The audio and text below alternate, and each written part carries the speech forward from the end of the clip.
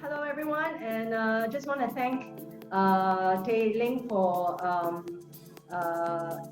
acceptance of the invitation for talk about life, and just a little bit the background to himself and to the viewers. Talk about life is a platform for people to share all the issues about life, and at the lowest denominator, everyone is still the same. We all return to the ground. We all return to the dust and the ash. So I'm very sure a lot of us, no matter where we are, across geography, across different kinds of nationality, background, races, classism, whatever background, or even education, or even language, I think we do have a lot of similarities, a lot of anxieties right now. And I think because of the world pandemic, it puts all of us as one. So with that, I'd like to welcome once again Tay Ling. And a little bit about Tay Ling.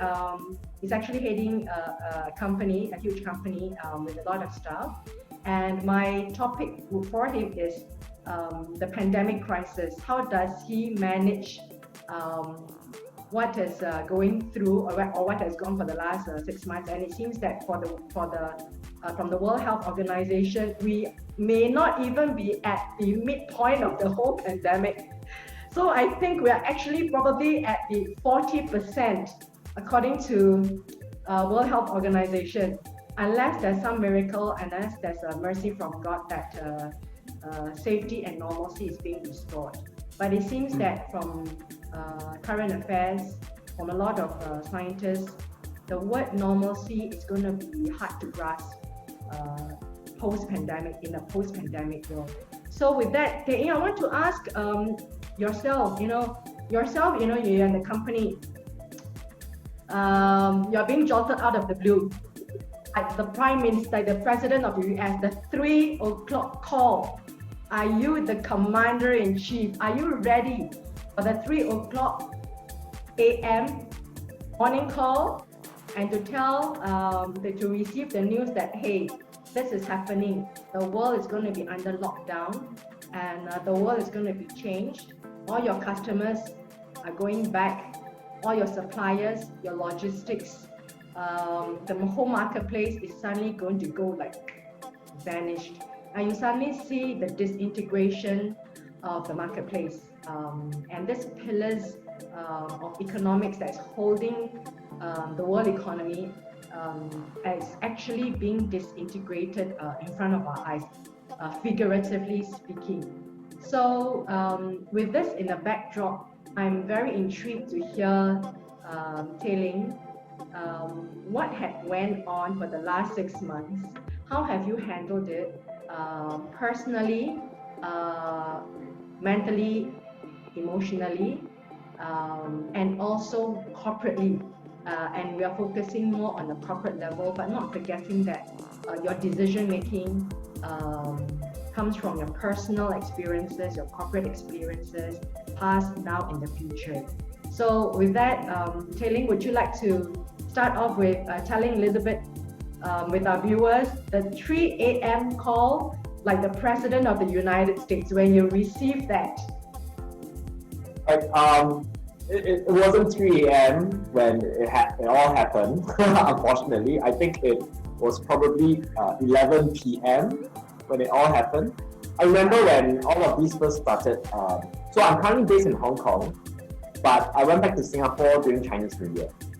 So I don't read the news too much, so the President doesn't call me at all. But what was interesting, during Chinese New Year, I was at a gathering with friends. Yep. Right, and remember it was at about 11 p.m. and then my friend who was working at MediaCorp then said, "Hey guys, do you all know what happened at Wuhan?" And we were like, "What's happening?" "Oh, Yep. No, there's a virus spreading and the whole entire Wuhan now is on lockdown." Yep. And it's so serious that they have pulled out all the ads and all the movies that's stated to be released on MediaCorp immediately. And I was like, "Oh, really?" So I think that was actually my first call, right? Not from a president, but from a friend. I think what was interesting is that as per all human beings, I actually went through, in this past 6 months, the 7 stages of grief, right? all of us are familiar with that. I went through 7 stages of grief. So what I first said was actually the shock phase. So at a point of time when my friends told me about Wuhan and all the things that happened, it was really a case where I didn't believe that, something like this would happen. Within a couple of days, I was on the flight back to Hong Kong because my annual leave finished. I was flying back to Hong Kong. As I was walking through Changi Airport, the people were asking me to start wearing a mask. So that went through the denial phase where I was like, mask? Come on, we Singaporeans don't wear masks, right? And I didn't have a mask. I was told to go and buy. So I went to Changi Airport, went to one of the Watson shops. Yeah, which date was that? Could you remember? It was end of January. I think I believe I was back in Hong Kong probably on 1st of Feb. So it's either on 1st of Feb or 31st of January. Okay. Just to just a cut to also feedback to the viewers your context, right? So that the viewers or the listeners listening in, they understand the context. The Wuhan virus actually was reported to WHO on the 31st of December 2019. The first case in Singapore was on 25th January 2020. That's the first case in Singapore. And from Hong Kong, from the last week of Hong Kong, Professor Dr. Gabriel Young of University of Hong Kong actually did the first press conference with all his team with a mask, and they are the first people I read that actually reported the Wuhan virus. Of course, now we call it the COVID-19. And also the context to the viewers, even in December, the Taiwanese already have reported about the virus back in middle of December 2019. So that's how fast Hong Kong and Taiwan are. So when you talk about you wearing the mask in January, I hope that the viewers can understand this really stretched back to January and end of December. It's not only until now that we're talking about, we are actually in the late of September. So that was actually about 9 to 10 months ago. So this is where the story starts. Tay Ling, I hope that this gives the viewer the context. Thank you. Yeah. Could you please continue? I came back to Hong Kong, like what we just mentioned, right? I think immediately there was actually a week after Chinese New Year that it was announced that all of us are not supposed to go back to office to work. So the work from home actually started from the first week of February, right? And from there on, all the companies in Hong Kong actually started about 2 months of work from home. In where I was, it was just about a week. So after a week, we went back to office, and the very first meeting I had back in office was that I was called to go to a meeting for cost cutting. So that came the anger phase, right? Because in my first quarter, so where I am, the quarter starts from November to January. Yeah. Right. So November 2019 to January 2020 was actually my first quarter. My performance in the first quarter was 70% above budget. So I was doing extremely well. And when you're doing extremely well, they tell you, no, I don't care what is happening, cost cut. Cost cutting has to start now. So there was a lot of anger that I had, and then the bargaining process started where I was discussing with them. Can you rewind a little bit? How was the news being brought to you? I think that the method, the way it's being told to you is very important. They say, cut the cost now. How was it being sent to you? What kind of message? How did they encode that? So the management here are actually very extremely direct people. It was a bit of a no holds. Yeah, being in Hong Kong. So what they actually literally said is that we are in the activation business. So activation meaning in the events or experience or exhibition kind of business. Everything is actually very physical. They are predicting that this is going to be a repeat of SARS or worse than SARS. Because Hong Kong went through SARS, right? So what actually happened is that when this happened, immediately the first memory of what they did in SARS happened. Yeah. And they said, let SARS be a lesson that we learn from now, and that's the solution became. So the solution is that the week after all of this happened after Chinese New Year, immediately cost-cutting is supposed to start. I had 1 week to get back with my cost-cutting measures solutions. And it was supposed to be activated from 15th of February. So actually it's a very short amount of time. Tell us a little bit in slow motion. Now this is very critical because you are being hit by an atomic bomb, right? Like Hong Kong, because Hong Kong's reaction is really fast. Hong Kong and Taiwan's reaction is really fast, and they are the model for the world, you know. Even though they are not recognized as a country under WHO, but nonetheless, the world recognizes Hong Kong and Taiwan, the role model in terms of fighting this case very successfully. Even now, it's very successful, even though there's a little bit that goes up. Can you tell us at that point, when you felt that you were really angry, that point, okay, how you managed yourself? I think that one is something that a lot of us will have to handle because of the situation. Things that we are being thrown out of comfort zone. And then also the 1 week that ensued. Tell us, how did it really unfold? We were honest, it was just all anger. So at the point of time, I was just Did you fling the chair and bang the table? How did you anger management in the company? Not anger that close, but yes, there were raised voices. So your decibel and your voice volume went up. There was some banging on tables, but there was no throwing of chairs and such.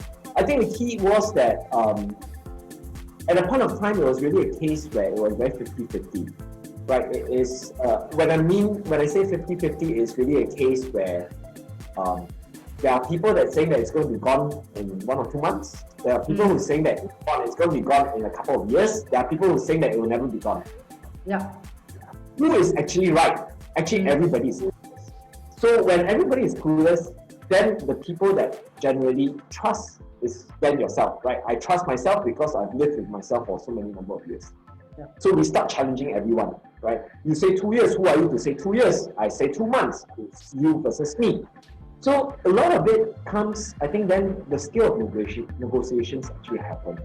When all of this happened, it's really a case of, okay, if all of these were the case, how can we actually prepare for the hope for the best, but you prepare for the worst? So as we decided and discussed on that, then I decided that, okay, my proposal is that let's go on a 3-phase kind of approach, right? So the first phase, I think that phases are important because it allows people it allows you to communicate to the people under you that there's a finite period that this will happen. So a lot of times people get very upset when there's no finite period. So they will say, oh, tomorrow you have, so for example, if you say tomorrow there's no lunch, you know, oh, that's just tomorrow that I'll have no lunch. If they say starting from tomorrow you'll have no lunch, so start saying, then when am I going to start having lunch again? So all of this is actually just communication, right?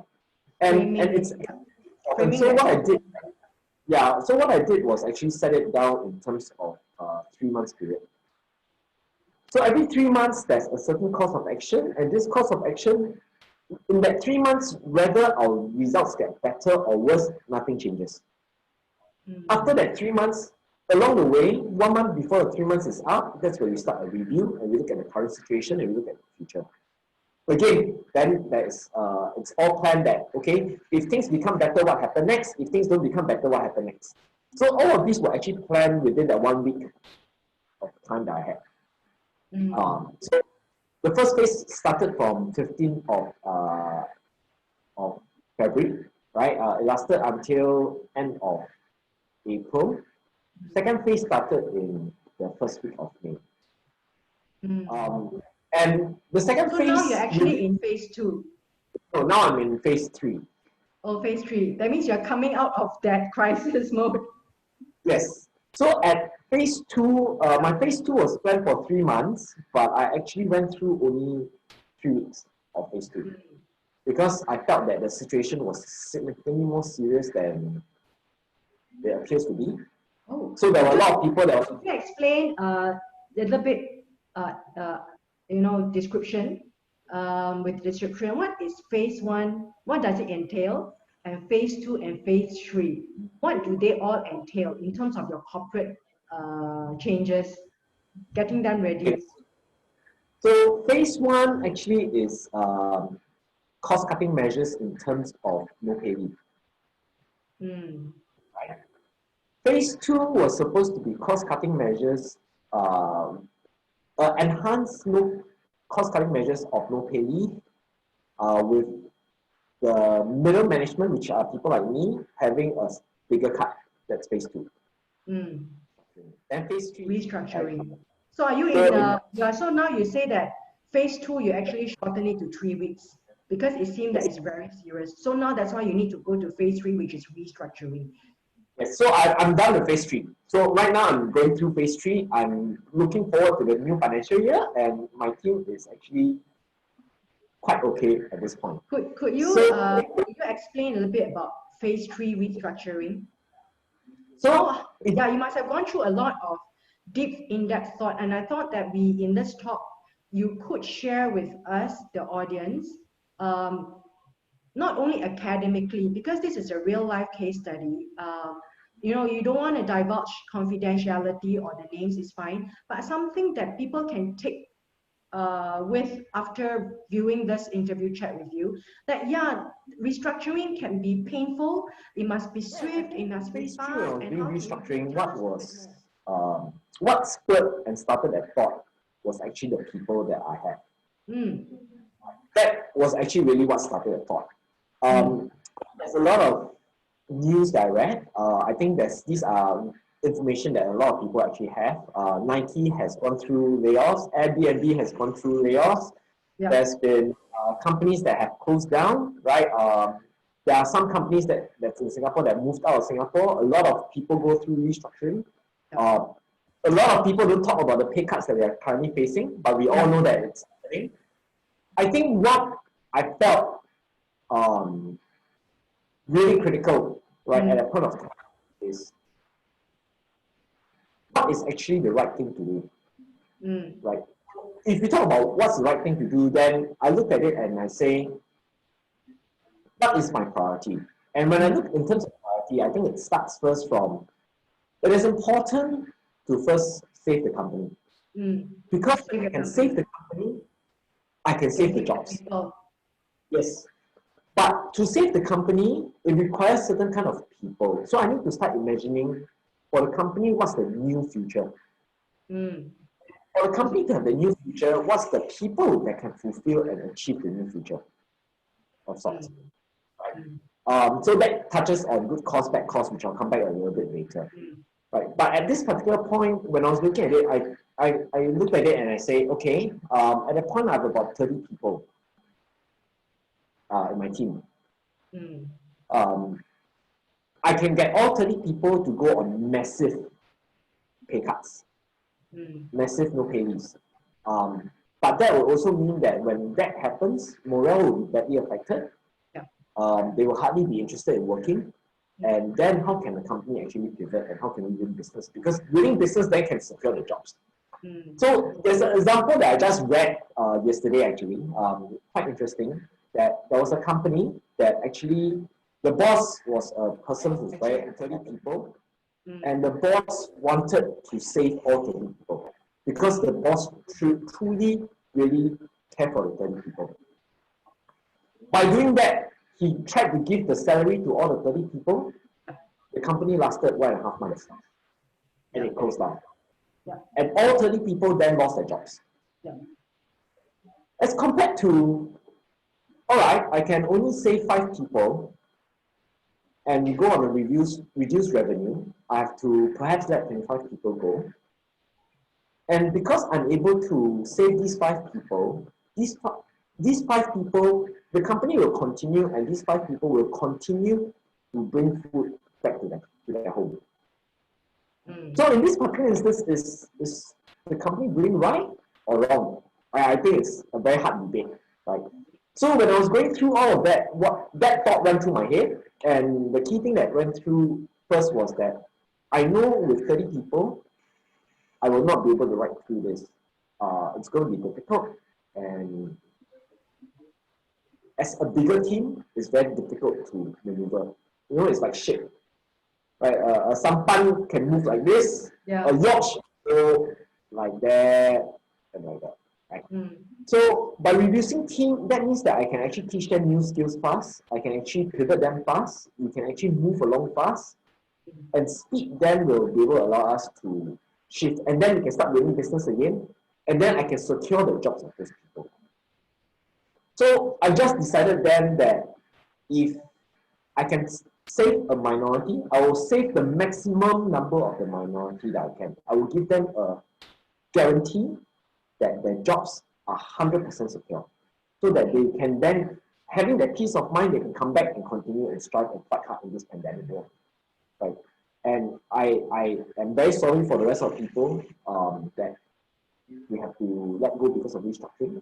But that was actually how we actually went about in terms of the business decisions. Hard decisions, very difficult, very painful. But I think one of the things that I felt while I was doing that is that there are business decisions that needs to be made. But what is really key is that throughout this pandemic, you can be kind.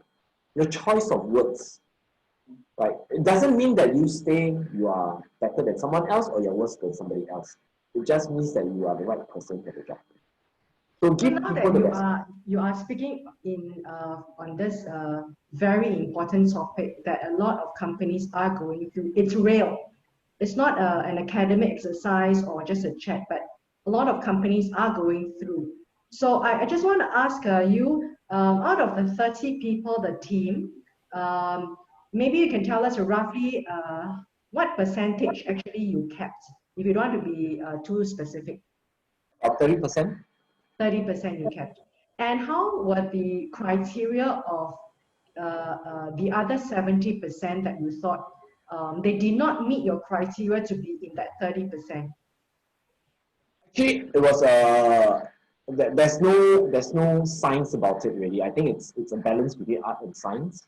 Yeah. Right. So for you to, I started first from a finance point of view. Right. So from a point of view, how much cash do I have? With that amount of cash, how many people can I sustain across this certain amount of period of time? So when I'm able to calculate that, then I just look at what's the number of people that can fit within that budget, that can allow me to transform the business for the near future. Yeah. So when that happens, then it's really a case of, okay, who are the people I need, what are the skill sets they have. And actually one of the key things that I did first was I took away all the names. Because the moment names comes in, you become very subjective. Oh, I like this person more, I like the other person more. What I actually did first was I did profiling of the people that I need. From the profile of the people that I need, so I went down to gender, to skill set, to attitude, to ability and such. Then once I've listed that down, then I look at the names. And I see who fitted into which. And then I slotted in. How did you bring this message across to the people? I didn't. So I didn't tell them my methodology of doing it. And I didn't do that because I think people were too emotional. Yeah. I did it in a different method. So to be very honest, I went through this 3 times. So this was my 3rd time doing it. The first 2 times, the first time was during the 2008 global recession. Then after that, another time in 2014, where my business, then I was entrepreneur, I was running my business. We went through a very tough period. So I went through 2 times on my own. This is my 3rd time. And I thought the 3rd time is going to be very easy, right? Come on, it's a piece of cake I've learned from the last 2 times. No, it's not any easier. It's actually just as hard. Every single time is just as hard. So what I've learned in the past that I've done now is that messages should be consistent. To have the consistency, it should never be done on a one-to-one or should never be done on groups. It should always be done as a whole entire team. So get everybody in, announce one shot to everybody, and that should be in the presence of HR. That should be in the presence of legal if required. If there's no legal, just make sure that there's an HR person that's around. What are the tips you can share? What are the tips you can share? Because since you have done it for 3 times in different phases of the economy. And you know, there are companies are going through. What are the tips you can give? My biggest tip is that don't change your mind. Don't change the mind. Yes, don't change your mind. Why? That's a very interesting. Once you've decided, I think the key thing is that the decision-making process for you to come to that point is not actually an easy process, right? You have considered, trust yourself that you have considered a lot of things. Trust yourself that this is actually the best solution in the particular situation. Yeah. When you go and speak to, whether it's an individual or to a group, emotions will be very high. Right? When the emotions happen, there will be people who will be crying. There will be people who will tell you, I have a 70-year-old grandmother, I have a 90-year-old grandmother, I'm the only sole breadwinner. How can you do this to me? And the answer is that, yes, I empathize with you. I'm really very sorry for this. I can help you out on a personal basis, but nothing changes from the company standpoint. There's a reason why you were chosen. That reason doesn't mean that you were no good. I will still do everything I can to help you to look for a future job. But the reason is that you still have to be moving along, right? Because you didn't fit into the plans for the future. It's almost like a ship that suddenly you need to offload all the weight in order to save the ship. Yes, yes. It's like the Titanic. Yeah. Yes, pretty much. Yeah. So those were a lot of the things that went through. I think during that period of time, the team that I was managing then, they were non-functional for about 2 weeks. What do you mean by not functional? Yeah, I mean, they were crying almost every day. Crying, because I actually spent 2 years building up the team culture. So the team became very, very strong. And one of the things that I actually shared with them is that, you know, I mentioned in my quarter one, I achieved 70% above my budget. That couldn't have happened because of me. That happened because of the team, and that happened because of every single person that's within the team.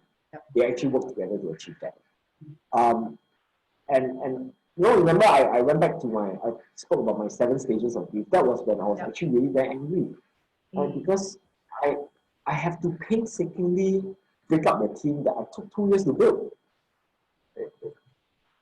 It is very painful for me. So a lot of people felt the anger and pain because they face uncertainty. For myself personally, I was extremely upset. I think the day when I released the news, I went home and I spoke to my wife. When she saw me, she was quite cute. The first thing that she did is, would you like to eat instant noodles tonight?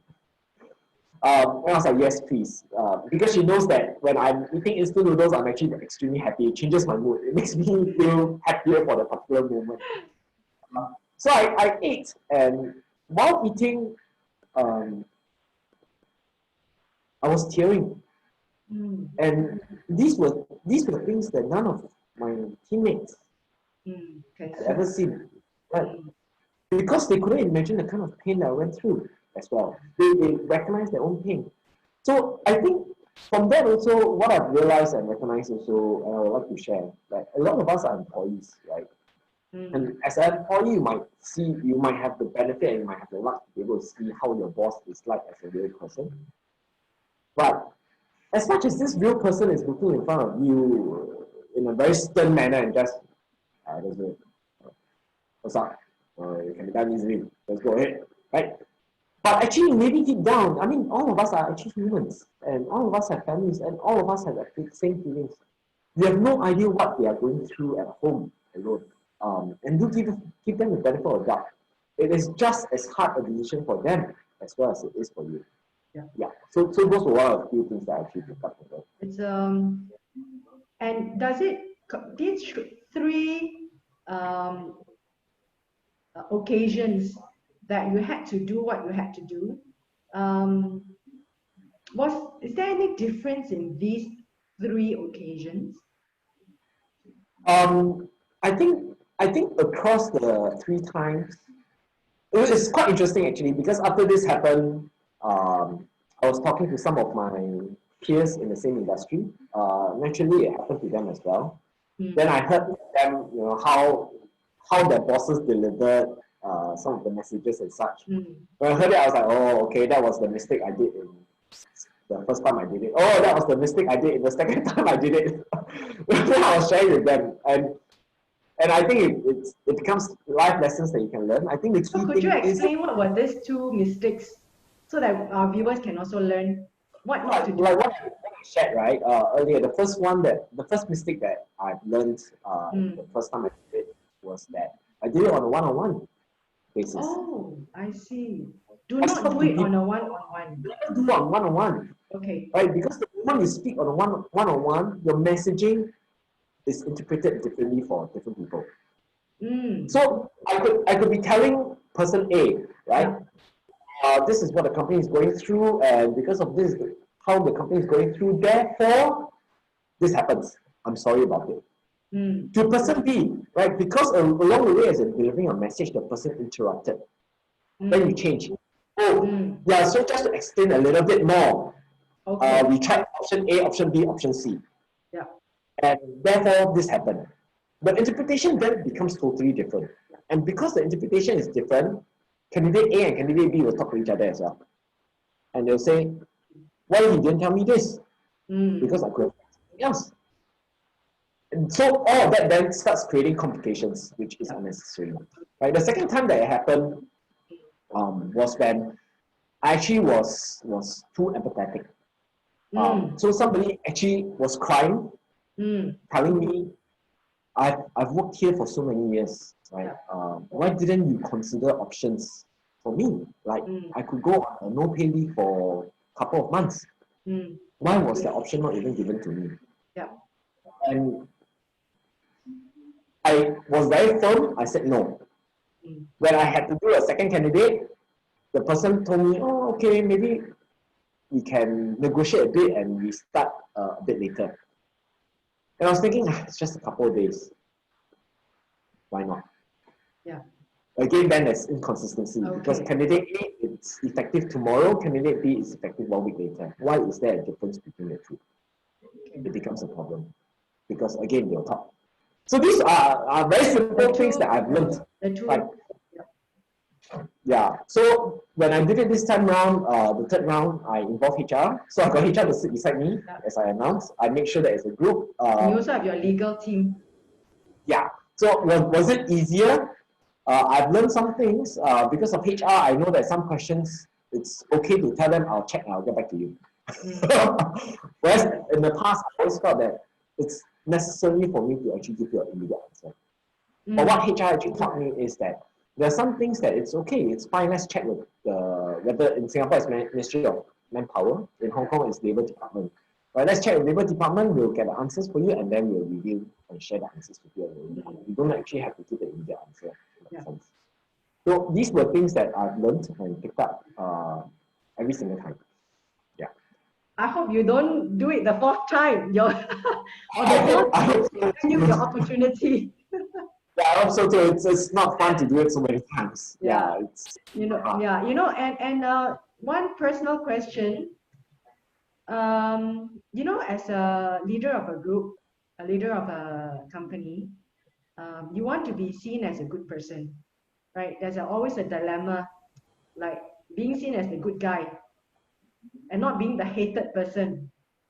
How do you maintain this balance that, okay, I think I am at ease with my conscience, and yet I'm doing the right thing, and yet I think I'm still a good person? I mean, this is a very philosophical twist to my question. It's really personal. What do you think? How does one person balance that? Not just you. I think a lot of people are facing that.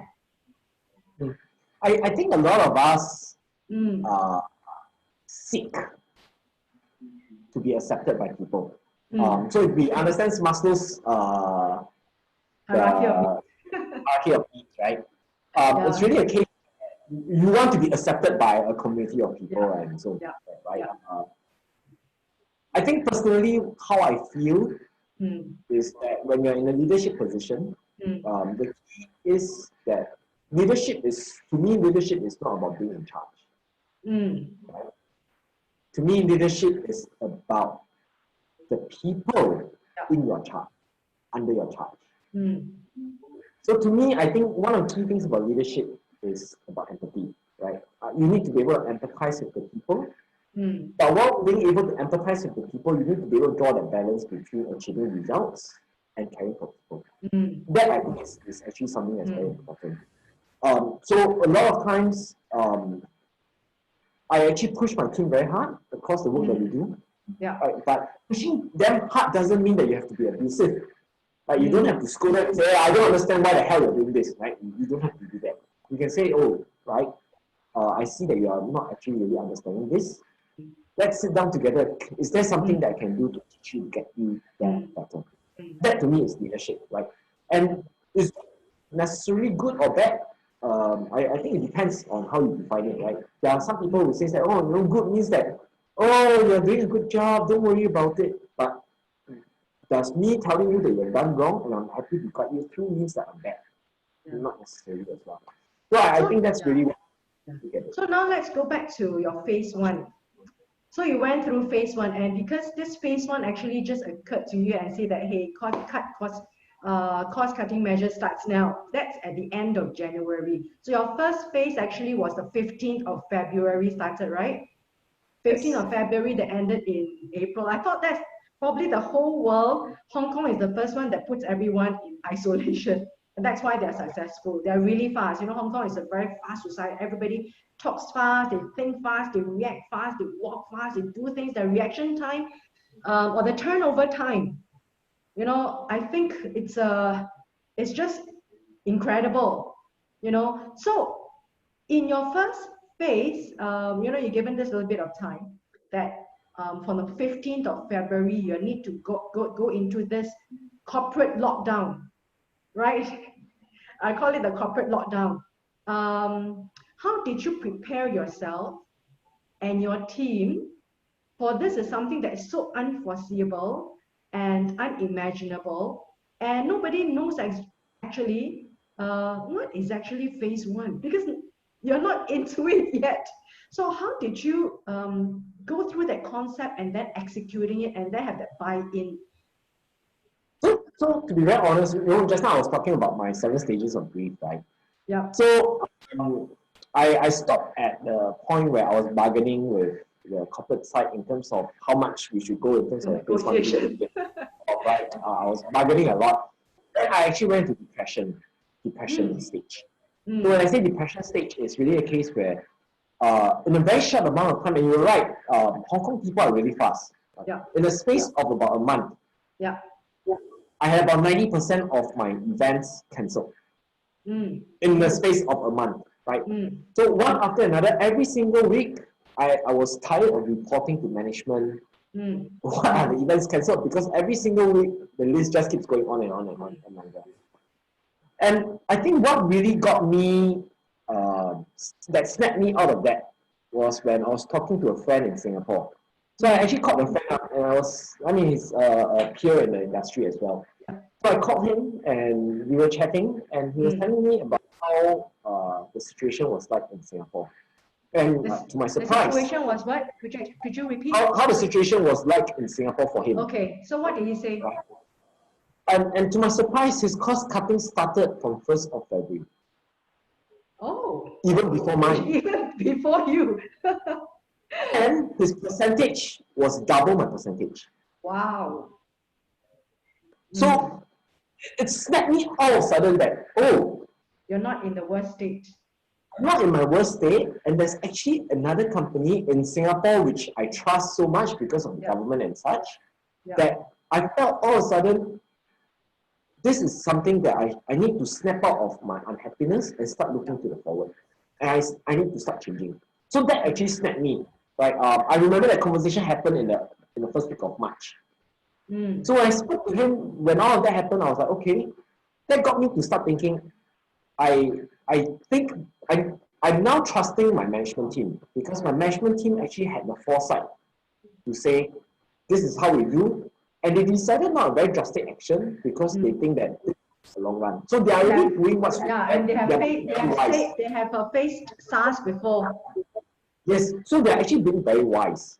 So when I looked at that, I started trusting them. Then I started deciding that, okay, if this is what the management has done for the team and has done for the company, then now is my turn to repay back to the company. So in a very short amount of time, I actually started exploring how the virtual world is like. And at the beginning of this whole entire conversation that we had, I was telling you that actually I'm very comfortable in front of the laptop because I've been doing a lot of webinars, I've been doing a lot of moderation, right? And because of where we are in the brand activation line, we started to move towards virtual events. So when you start moving towards virtual events, then the skill set that's required then starts changing. So in a short amount of time, because I had a nimble team, I started to train them to be able to actually achieve that. So they started picking up all the skills that they have never had before, because they're young, right? So it's very easy for them to, oh, this is how you operate Zoom, this is how you actually understand websites. Just to be clear, this kind of retraining and reskilling is actually happening, was actually happening in phase one. What everybody Yes. at home. Yes. Okay. That actually happened in phase one. Right. I remember the training actually happened around April. The training actually happened around early April to mid-April. And in May, I launched my own first webinar because I wanted, what I felt then across all of these was that this is a pandemic that nobody has actually ever experienced before.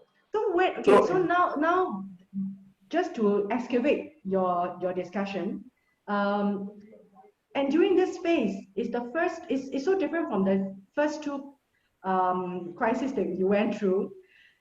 This time is everybody is stepping back and hold up in their homes. How do you manage a company that everyone is holed up in their homes? Using technology. But how do you do it? Because you don't have that person to person and that trust level. You know, that trust level that you have to put upon your team members or your colleagues. Like, okay, they're also doing as much as before that when they were before the pre-pandemic times. So how did that level of your mentality like move from being in a real world to a virtual world of management? If there is something that we can write upon in the future, virtual world of management of company, how do you actually? I wouldn't say it's a real world or virtual world. This to me is a little bit more in terms of leadership, and there's a Chinese saying, which I'm not very good in Chinese, right? But it's something like, if you don't trust the person, don't use the person, right? It's something along the lines, 疑人不用，用人不疑, something along that kind of line. And to me, it was really a case of whether it's virtual or physical. My team doesn't sit near me, so we sit on different floors. So I actually don't even see them on a daily basis, actually. Right? So whether it's virtual, whether they're working from home or not, again, it doesn't matter to me because we are actually connected online. We actually talk on the Microsoft Teams very often. Right? So training them is just a case where I looked at it as now we have a platform that we can actually conduct training.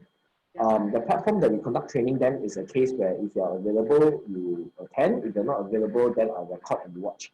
So now you have no excuse to not be trained in that sense. So we actually started recording every training sessions that we had. And then it was done in a popular manner. And that was how actually people learned. And I think the key thing also in Hong Kong, a lot of people speak Cantonese, right? It's a very Cantonese speaking environment. My trainer that I found actually was from Singapore. And the Singaporean doesn't speak Cantonese. So on top of virtual, there's a language barrier as well that we have to overcome. But I think what we did was pretty good because we actually created training in terms of a problem-based learning approach. So we actually threw them a problem and gave them resources. They figure out how to solve the problem and they learn, and then we did a reflection. What have you done? So they started to take ownership of the problem and they started to be able to grow. And I think this is how you actually enable a team. In a remote setting, it's very important to be able to enable them. Micromanaging doesn't really work in that sense. Yeah, so that means I can say that it made letting them go even harder because they went through phase one with you. And emotionally, psychologically, it's really something like so hard. Because they've gone through that very difficult phase, and that kind of like transitioning with you and with the company through phase one, and then to phase two, and then to phase three. So my question is that, because phase two, you did say that it just happened really quickly, because you realized that it became a world pandemic, and the World Health Organization only really announced that much later, I think in June, March or April. Yeah, then they announced that they really delayed that. So you managing the company introspectively, how much world information and the movement of the world were you also observing? Because your world suddenly now is going to be like really being moved along due to the world movement. So how much are you keeping up with that, and what went on? The interaction face between company and external environment. I think what was very interesting that I've learned in the pandemic is the world became smaller. The world suddenly became a lot smaller. Because all of a sudden while I was going through all of that in phase one, right? I started having a lot of collaboration with teams in Singapore, teams in the US, and where I am, right, we have teams across 30 overseas. Right, so that was when I suddenly realized that, now I can actually create a solution for a client that could be based out of Indonesia, for example, right? And it's not really a problem. And when all of that happened, I think the key then is really, if you look at the global pandemic situation, then it is very important for you to be able to look at all the trends that's coming. So I read your McKinsey, I read your Bain and Company, and I read a lot of the post-white papers that's coming out. And actually, one of the key things that struck me at that point of time was also a quote that I actually read from Ram Emanuel, right? He's the chief of staff for President Obama in 2009 and 2010. Wait, his name again? Ram Emanuel. Ram Emanuel, who became the mayor of Chicago after that. Yes. So one of the things that he said then was that never let a good crisis go to waste. That really true, right? And when I look at it, this is a pandemic. This is a pandemic like no other, right? And that's where I started looking at, you can cut costs, but cost cutting will get you to a certain point. And when we talk about cost, there's good cost and there's bad cost, right? So how do you define good costs and bad costs? Good costs are costs that will actually help your company grow. Bad costs are there where there's redundancy and such. Right. So when you look across these things like that, then that's where the thought of restructuring happened. The thought about how the pandemic situation will be, I need to start preparing for the future. And again, I was very lucky. So I started reading a lot of things, and one of the other things that I read is the ex-Intel CEO, Andy Grove. Right, he passed away in 2016. And he said this, which to me was powerful. And up to today, I feel very powerful by that.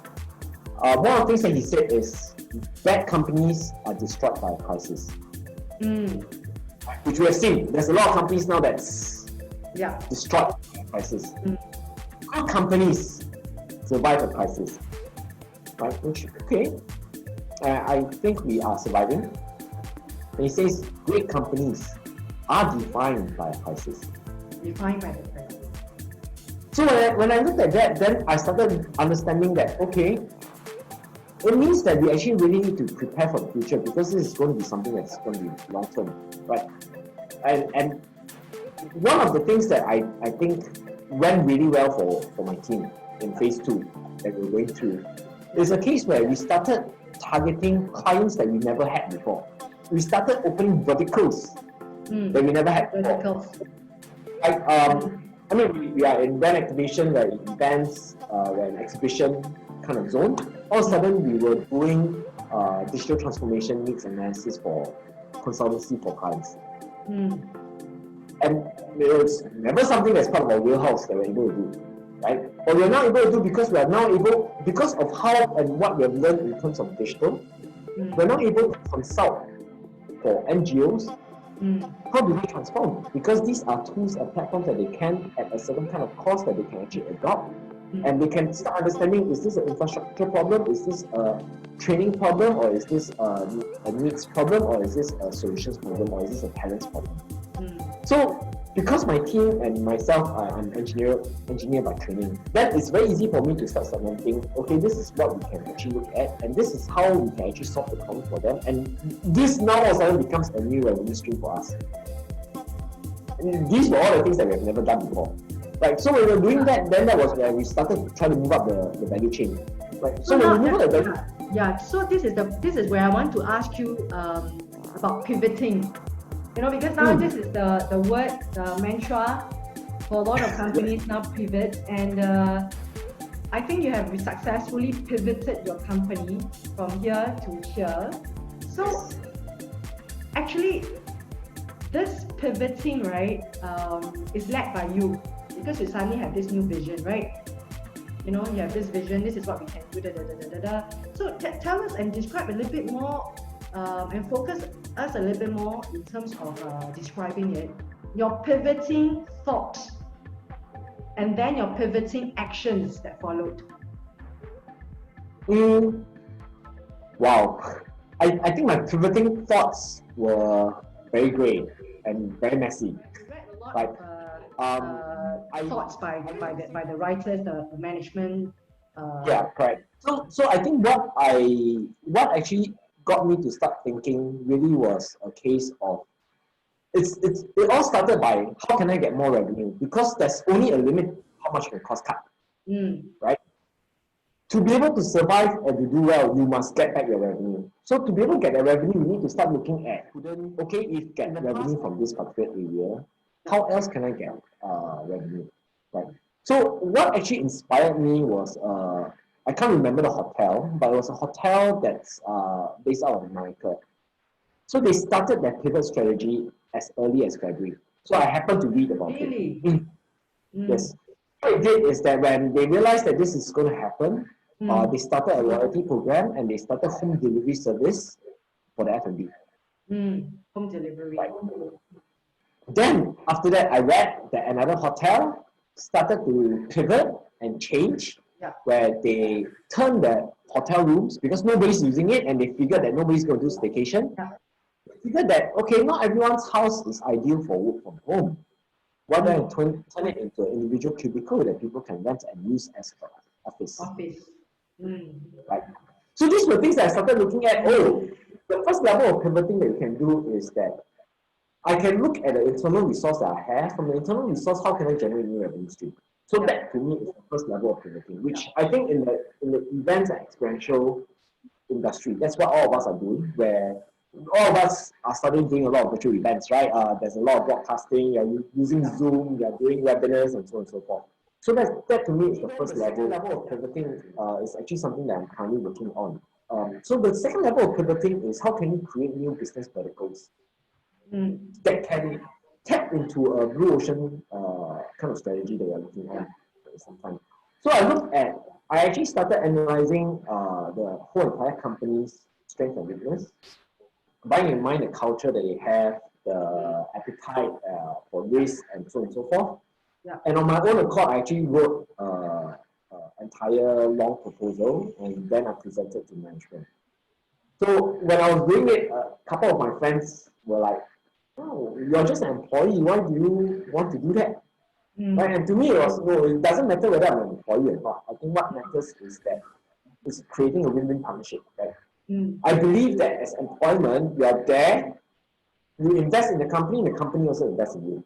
Right? That's why there's a contract.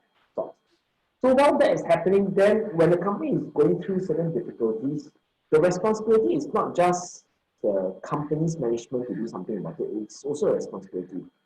So one of the interesting things that actually conversation that I had with my wife was really a case where she was saying it's quite funny, rich man's money is not money, right? Rich man's money is also money, right? The $1 is the same as your $1. Both are $1. It doesn't mean that the $1 is less valuable than your $1. So that struck quite a fair bit of thoughts in me, and then my action plan started to change, and I started to be a lot more proactiveness. And I think that kind of energy and proactiveness and positiveness also rubbed off on my team. So my team What then do you mean started. by that? How did that analogy of that $1 translate into your management action? So what I did was, okay, so I started doing a lot of things on my own, Yeah. things that actually isn't really part of my scope of work. Yeah. Right? So whether it's writing a proposal for a new business vertical that can create a new business unit, whether it is doing additional kind of work that can help out my fellow teammates. Mm. So to me, then there is no hierarchy where I'm the boss, you're my subordinate. Such. It's a case where together, let's fight the war together. Right? We are a team and let's fight together. And each of us actually have our strength. Your strength is this, my strength is this. Let's respect each other and let's fight on together. So when all of that happened, I think then it resulted in a case where the team actually started to try harder. Mm. I You was actually led by example. Can I say yeah. that? Yes, you can. So I was sharing with my boss. I said that it's quite interesting because for a small team like mine at this moment, the number of opportunities that we have are crazy. So just this week, I had 4 pitches that I'm working on, and next week I have another 4 pitches that I'm working on. What do you pitch? Pitch, yes. Okay, So as pitch. part of life, we have to constantly pitch for projects and such. Yeah, yeah. So for a small team that have 8 pitches and they're not giving up on any of them, it is actually very extremely aggressive. I think a lot of people would say that, oh no, I'm here, I want my work-life balance, and yeah, it's okay, I'll just do what I can, and what I can is maybe work on 2 pitches and that's fine. But when all of that happens, do they realize that this will then lead to a case where you might not be able to secure a project for the company, and the company may not be able to survive, and if they can't survive, comes back, it goes one now, your job is going to be in danger. So a lot of us don't actually think that far ahead because we look at it on a very near future. And because I talk to the team quite a fair bit. So over time, I think the team starts realizing that, okay, let's fight this together. My questions and my answers to them is always a case where, is there anything else that I can help? Tell me what else you're struggling with, and tell me what help you need from me, and I will offer. If I can, I will offer you. So that has evolved from picking up letters that I do, right? Picking up letters, sending courier, being the delivery person, simple things like that, which actually isn't really part of my scope or something I need to do, that I'm doing as well. And the team actually then works a lot harder over weekends and such. We are constantly working, and I think we are turning a kite, and that's why I'm pretty positive that we've done pretty well, right, up to this point. And I think for your phase 1, phase 2, and phase 3, and now that you are poising for post-pandemic growth, or even I should say mid-pandemic growth, I think it's a real case study that can be actually written and discussed by the business management community, that more people could actually benefit from, especially there are a lot of people who have not gone through crisis. Yeah, and Tay Ling, I really appreciate your sharing. In fact, we have spoken for near to an hour, and time is very, very fast, and I do not want to take up too much of your time, but just to wrap this up, for the sake of the viewers, I think we have, I can summarize in a few ways. You have actually really generously detailed and described how you have gone through on a personal level the 8 stages of grief. It also includes depression, which I hope to explore with you in our next episode. How does a leader of a team go through that? And how do you actually pick yourself up? I hope that I could go through that, because that is so much part of a leader, because at the end, they're dealing with people. When you're at the top, you're really dealing with people. You have shared with us a little bit about that, and also shared with us the 3 phases that you demarcated for your company to go through with you in a finite stage, and also your thoughts behind these 3 phases. And now that you're in phase 3, poising for growth in mid-pandemic. So with that, I'd like to thank you so much, and again, I hope to welcome you for our next talk, because there's so much things I want to wish to talk with you, but I didn't want to interrupt with you. A lot of things I'm jotting down in my mind. I want to thank you so much, Tay Ling, once again, and thank you for the viewers. I hope to see you very soon.